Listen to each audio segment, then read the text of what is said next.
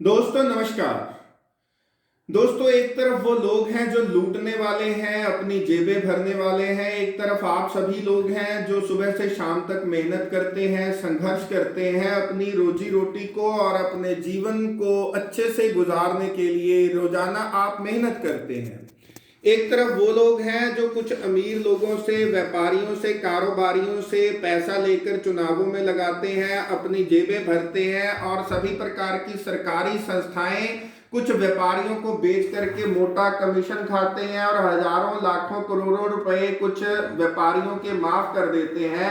एक तरफ वो किसान है जो एक साल में 12,000 किसान आत्महत्या करते हैं। कुछ ऐसे लोग हैं जिनको मास्क ना मिलने के कारण गटर में उतर कर अपनी जानें देनी पड़ती हैं। कुछ बच्चे ऑक्सीजन ना मिलने के कारण मर जाते हैं। एक तरफ वो लोग हैं जिनको सस्ता इलाज ना मिल पाने के कारण कई तरह की बीमारियों के शिकार होकर मरना पड़ता है, भूखमरी का सामना करना पड़ता है। एक तरफ वो युवा, वो नौजवान हैं जिनको डिग्रियां लेने के बाद रोजगार नहीं मिलता और एक तरफ वो लोग हैं दोस्तों जो पक्के महलों में बैठे हैं, जिनके घरों में स्विमिंग पूल है, लंबी बड़ी गाड़ियां हैं, आने जाने के लिए, यात्रा करने के लिए हवाई जहाज है, ठहरने के लिए महंगे होटल हैं, आलीशान जगह पे रहते हैं, अच्छी कोठियां हैं। कहने का अर्थ कि उनके पास तमाम तरह की सुख सुविधाएं हैं और वो हजारों करोड़ों रुपए खर्च कर देते हैं। जो आपके टैक्स का पैसा आप सभी चीजों पे देते हैं, उस टैक्स के पैसे को चंद पूंजीपतियों की जेबों में पहुंचाया जाता है। दोस्तों, एक तरफ तो आप सभी जो है सपने देखते हैं जिंदगी में कामयाब होने के, कुछ करने के, सरकारी नौकरियां लेने के, अच्छी डिग्रियां प्राप्त करने के बाद अपनी योग्यता के आधार पर रोजगार लेने के। लेकिन दूसरी तरफ अगर आपको वो रोजगार दिया भी जाता है तो एक जेब में पैसा डाल के दूसरी जेब से निकाल लिया जाता है। आलू, प्याज, टमाटर, तेल, चाहे आप सरसों के तेल की बात करिए जो 150 रुपए के करीब पहुंच गया, चाहे आप पेट्रोल की बात करिए जिसने सैकड़ा मार दिया। दोस्तों, सारी चीजें महंगी की जाती हैं, शिक्षा भी महंगी की जाती है। हम जानते हैं कि हमारे देश में जो 80 करोड़ लोग हैं वो गरीब हैं, जो सिर्फ 40 करोड़ लोग ऐसे हैं जो कि गरीबी रेखा से नीचे हैं। हम उनको कहते हैं कि सिर्फ 40 करोड़, 80 करोड़। तो 80 करोड़ लोगों की बात नहीं होती, कुछ लोगों की बात होती है। लोगों का, लोगों के लिए, लोगों द्वारा चलाया जाने वाला ये लोकतंत्र जो था, आज कुछ लोगों का, कुछ लोगों के लिए, कुछ जो लोगों के द्वारा चलाया जाने वाला तंत्र बनकर रह गया है। दोस्तों, भ्रष्टाचार की कोई नीति नहीं होती, नीतियों में भ्रष्टाचार होता है। जब आपके चुने हुए नेताओं की नीयत ठीक नहीं होगी, जब वो लुटेरे बन जाएंगे, देश के गद्दार बन जाएंगे, जब आपके देश के घर का मुखिया आपके देश को बेचने लगेगा, तब वो उन्हीं लोगों के लिए नीतियां बनाएगा जिनसे उन्होंने पैसा लिया है, जिनसे उन्होंने कमीशन खाया है। आप लोगों के लिए कुछ नहीं किया जाएगा। इस तरह की परिस्थितियों में जब सारी बातें नेता तय करते हों, इस तरह की परिस्थितियों में हम सब लोगों को ज्यादा से ज्यादा राजनीति में आना चाहिए। यदि ये कुछ लोगों से पैसे लेकर के राजनीति में आकर अपना भाग्य उदय करते हैं तो आप लोगों का पैसा लोगों से लेकर के लोगों पर खर्च कीजिए, लोगों से पैसा लीजिए, राजनीति में आइए। सब लोग पढ़े लिखे राजनीति में आने से बचते हैं। यही कारण है कि कुछ लोग जो है वो हमारे साथ ये सारा खेल करते चलते हैं। दोस्तों, आज राष्ट्रवाद की भी बात करते हैं। हम सब देशभक्त हैं। हमारी देशभक्ति का जो प्रमाण है वो यही है कि हम सुबह से शाम तक मेहनत करके देश की उन्नति में अपना योगदान डालते हैं। दोस्तों, जो मजदूर हैं, जो किसान है, किसान हमारे देश का अन्नदाता है, सबको खाने को अनाज देता है। जो मजदूर है, हमारे घर बनाते हैं, जो दिहाड़ी करते हैं, जो हमारी गाड़ी चलाते हैं, जो स्किल लेबर करते हैं, एक जगह से दूसरी जगह पहुंचाने का हमारे लिए काम करते हैं, उन सब लोगों की जिंदगी का यदि हाल इस तरह का हो जाएगा तो आप कल्पना कर सकते हैं कि इस तरह की परिस्थितियों में फिर अराजकता यदि फैलेगी तो उसके लिए उत्तरदायी कौन होगा? कौन जन्म देता है आतंकवादियों को? कौन लाता है खरीद के महंगे महंगे हथियार? कौन लड़ाता है हमारे नौजवानों को सरहदों पे खड़े करके और किसकी रक्षा के लिए लड़ते हैं वो? और वो कौन है जो कानून व्यवस्था को एकदम ध्वस्त कर देता है और जो अमीर लोग हैं उन पर किसी तरह की कोई कार्रवाई नहीं की जाती, न्यायिक प्रक्रियाओं पर भी अपना नियंत्रण कर लिया जाता है? और वो कौन है जो आपको जानकारी देने वाले तमाम प्रचार के साधनों पर एकाधिकार कर लेना चाहता है, हर उठती हुई सच की, हक की आवाज को बंद कर देना चाहता है? दोस्तों, वो कौन है जो टेलीविजन पे रोजगार के मसले पे बहस होने से रोकता है, शिक्षा के मसले पे बहस होने से रोकता है, बढ़ती हुई महंगाई पर बहस होने से रोकता है? दोस्तों वो कौन है जो हमेशा आपको हिंदू मुसलमान के नाम पर, धर्म जात के नाम पर लड़ाता है? मैंने एक बार लिखा था कि प्रतीकों से शरारत हो रही है, लड़ाने की साजिश हो रही है, आया है फिर कोई बांट कर राज करने, आया है फिर कोई बांट कर राज करने, धर्मों की नुमाइश हो रही है। जब भी चुनाव आते हैं तो कोई ना कोई धर्म खतरे में आ जाता है।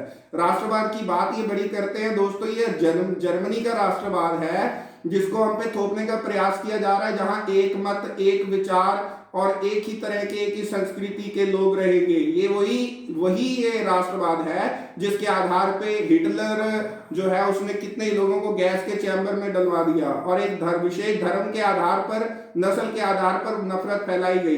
दोस्तों हमारा राष्ट्रवाद वो है जिसमें गरीब लोग, किसान लोग, महिलाएं, मजदूर, पढ़ने लिखने वाले, रोजगार करने वाले, युवा और सभी प्रकार के लोग, चाहे किसी धर्म को ना मानने वाले हों, चाहे किसी भी संस्कृति के मानने वाले हों, सभी लोग शामिल हैं। तो हमारा जो देश है ये विभिन्नताओं में एकता की बात करता है, ये अनेकता में भी एकता की बात करता है। लेकिन हम लोगों को आपस में लड़ाने का ये जो षड्यंत्र किया जा रहा है ये इसीलिए किया जा रहा है ताकि कुछ लोग मुनाफा कमा सके, ताकि कुछ लोग आप सभी को लूट सके, ताकि कुछ लोग जो आपके मेहनत की कमाई का पैसा है उसको कुछ लोगों की जेबों में डाल सके और मिलजुल कर उसको खा सके। तो ये हमारे सामने परिस्थितियां हैं। जब परिस्थितियां ये हैं दोस्तों तो आप सभी को समझना होगा कि इस तरह की परिस्थितियों में आपको सबसे पहली बात तो जब टेलीविजन को यहाँ पर इन्होंने अपने कब्जे में कर लिया तो आपको समझना पड़ेगा टेलीविजन पे क्या दिखाया जाता है। आपका मनोरंजन किया जाता है, आपको भड़काया जाता है, आपकी भावनाएं भड़काई जाती हैं और आपके जो असल मसले हैं जिनकी हमने अभी बात की, आपकी शिक्षा, रोजगार, बढ़ती हुई महंगाई का मसला, इस तरह के मसलों पर बात नहीं होने दी जाती। ऐसा इसीलिए ताकि आप हक की बात, सच की बात जान ना लें, समझ ना लें और करने ना लगे। दोस्तों हम सब बेचैन हैं, कहीं ना कहीं अशांत हैं, हम सबके बहुत सारे सपने हैं जिनको हम पूरा करना चाहते हैं, लेकिन हमें ये पता नहीं चलता कि उन सपनों को पूरा होने से रोक कौन रहा है। तो चुनाव प्रक्रिया पर भी आज सवाल उठाने पड़ेंगे। आप देखिए कि हमारे जो चुने हुए सांसद हैं वो लाखों करोड़ों रुपए के मालिक हैं, करोड़पति हैं। कुछ लोग ऐसे हैं जो आपराधिक गतिविधियों में शामिल हैं, उन पर कई तरह के गंभीर अपराधों के मामले दर्ज हैं, वो नेता आपके संसद में बैठे हैं।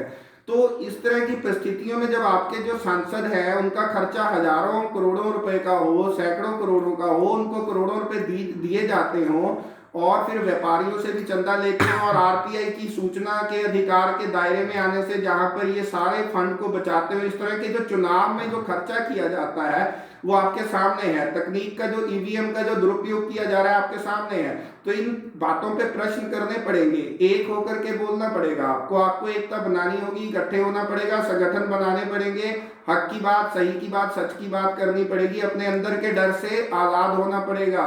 गांधी जी ने सिविल नाफरमानी का आंदोलन चलाया था, जेल भरो आंदोलन चलाया था, तो आपको डरने की जरूरत नहीं है, हक सच के लिए बोलने की जरूरत है। तो दोस्तों ये बहुत जरूरी हो जाता है इस तरह की परिस्थितियों में। देखिए सीबीआई जो जांच एजेंसी है वो इनके नियंत्रण में कार्य कर रही है, ईडी इनके नियंत्रण में कार्य कर रही है। आप लोगों को चुन सकते हैं लेकिन अगर आपके चुने हुए लोग ठीक काम नहीं करते तो उनको आप वापस नहीं बुला सकते। तो ये किस तरह की प्रक्रिया है, ये सवालों को कौन उठाएगा? और अगर नहीं उठाएगा तो वो दिन दूर नहीं जिस दिन आप भुखमरी के शिकार होंगे, आपकी जो जिंदगी है वो और बद से बदतर होती चली जाएगी।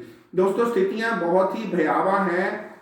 तो इस तरह की परिस्थितियों में आप देखिए कि मिडिल क्लास का हाल क्या है। ये मिडिल क्लास जो है चुप रहती है, इसको समझ नहीं आता कि हमारे साथ हो क्या रहा है। जब सारी चीजें महंगी बिकेंगी, आपकी आमदनी कम होगी, आपके खर्चे ज्यादा होंगे और आप अपनी जिंदगी में किस्तें भरते भरते मर जाएंगे और आप जो है वो थोड़ा बहुत सामान खरीद के अपने आप को समझेंगे कि हम बड़ी आरामदायक अवस्था में, लेकिन शांत आप कभी नहीं हो पाएंगे। आपके बच्चों के सपने पूरे नहीं होंगे, उनको रोजगार नहीं मिलेगा, शिक्षा लेने के बाद अगर मिलेगा तो योग्यता के आधार पर नहीं मिलेगा, उनको पल पल बेइज्जत होना पड़ेगा, शर्मिंदगी झेलनी पड़ेगी। तो इस तरह की परिस्थितियां हैं, ये हम सब देख रहे हैं।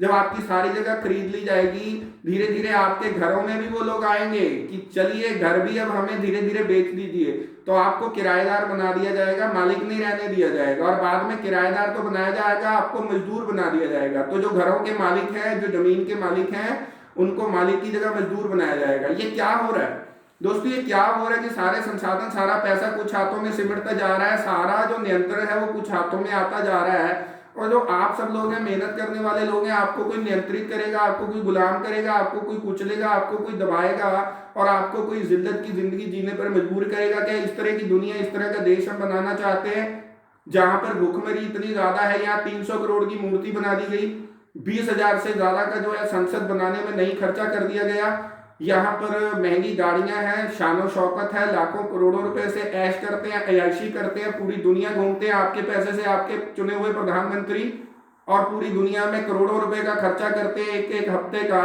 उनके सैकड़ों करोड़ों हजारों करोड़ों रुपए के बिल आते हैं। तो ये जो आपके देश में हो रहा है, तो आपको ये समझना तो पड़ेगा। अगर आप नहीं बोलेंगे तो आपके बच्चों का भविष्य खतरे में है। अभी मोदी जी रोजगार दो नाम से एक ट्रेंड चलाया विद्यार्थियों ने। मुझे लगता है कि आप सभी को, ऐसा नहीं है कि जब आपकी बात नहीं हो रही तब आपको नहीं बोलना। अगर आप चाहते हैं कि आप सब लोग एक होकर एक दूसरे के लिए खड़े होकर एक दूसरे की हकों की बात करें, तो किसानों के लिए बोलना पड़ेगा, मजदूरों को, किसानों मजदूरों के लिए बोलना पड़ेगा, युवाओं को, महिलाओं के लिए भी आपको बोलना पड़ेगा। आपको हर उस आवाज की आवाज एक होकर के बनना होगा। वो सब लोग जो किसी न किसी तरह से संघर्ष कर रहे हैं अपने हकों अधिकारों को पाने के लिए, और हक और सच की और सही की और न्याय की लड़ाई लड़ रहे हैं। क्योंकि ये जो सामाजिक भेदभाव है, जो आपको जातियों, रंगों, लिंगों इत्यादि के, भाषाओं, संस्कृतियों के आधार पर जो आपको बांट दिया गया है, तो ये तमाम तरह के आपको वैचारिक मतभेदों को भुला करके एक होकर के लड़ना होगा। किसके खिलाफ लड़ना होगा? उन बेईमान लोगों के खिलाफ जो आपके देश को बेचने पर आमादा है और बेचते जा रहे हैं। आपको लड़ना होगा उन सभी लोगों के खिलाफ जो चंद लोग आपको बांटते हैं आप पर राज करने के लिए, और उनको बताना होगा कि हम भी दरिया हैं, हमें भी अपना हुनर मालूम है, जिस तरफ भी चल पड़ेंगे रास्ता हो जाएगा। तो हमें भी चलना आता है, हमें रास्ते मालूम है। और ये बात आप भूल जाइए कि सर झुकाओगे तो पत्थर देवता हो जाएगा। आज सर झुकाने से पत्थर देवता नहीं होता, आज आपका सर कुचल देता है। आज तो सर उठाने पे सर कुचले जा रहे हैं, लेकिन इनको पता नहीं है कि विज्ञान का नियम है कि किसी भी चीज को जितना दबाओगे उतना उभरेगी। आप बताइए इनको, ये जो खोखले और झूठे दावे करने वाले आपके नेता हैं, आप बताइए कि हम भी नेता बन सकते हैं। ये क्या तरीका है कि कुछ ही लोग जो नेता हैं उनके परिवार में से ही लोग नेता बनते रहेंगे? क्या आप लोग आगे नहीं आ सकते? क्या आप लोग अपने हक की बात नहीं कर सकते? इनको बताइए कि सुनहरे स्वप्न दिखाने वालों, हर उम्मीद जगाने वालों, लंबे लंबे भाषण देने से विकसित कहाँ हुआ करते हैं, शासन हासिल कर लेने से दायित्व न पूर्ण हुआ करते हैं।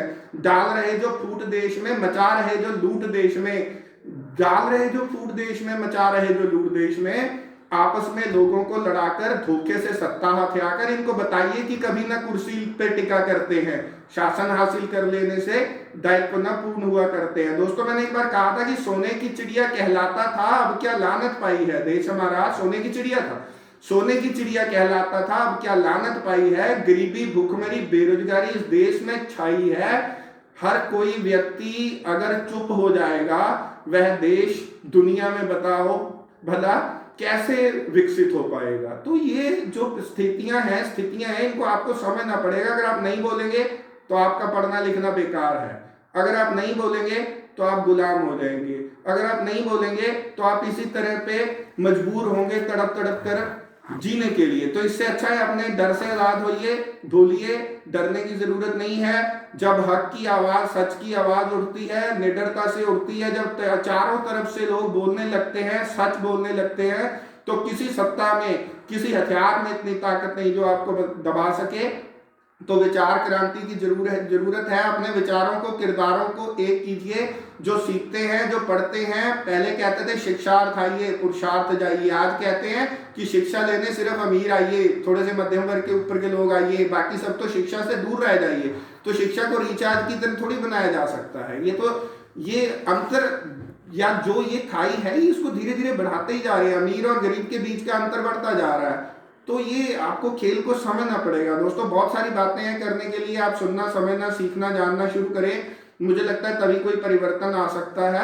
अपने हक की बात, अपनी आवाज सही की, सच की उठाते रहिए। सही को सही, गलत को गलत कहने की हिम्मत रखिए। किसी तरह के नुकसान से न डरिए। कई तरह के अपने जो कारोबार, व्यापार जो है छोटे छोटे, उनका विकास करिए, ताकि आप एक दूसरे का सहारा बन पाए। आप एक दूसरे को जीने लायक, इज्जत की जिंदगी देते हुए, आपस में एकता के साथ संघर्ष करते हुए धीरे धीरे आगे बढ़ते जाएं। तो इन्हीं बातों के साथ मैं आज की जो मेरी बात है उसको यहीं पर समाप्त करूंगा। फिर आगे आपसे और बात होगी।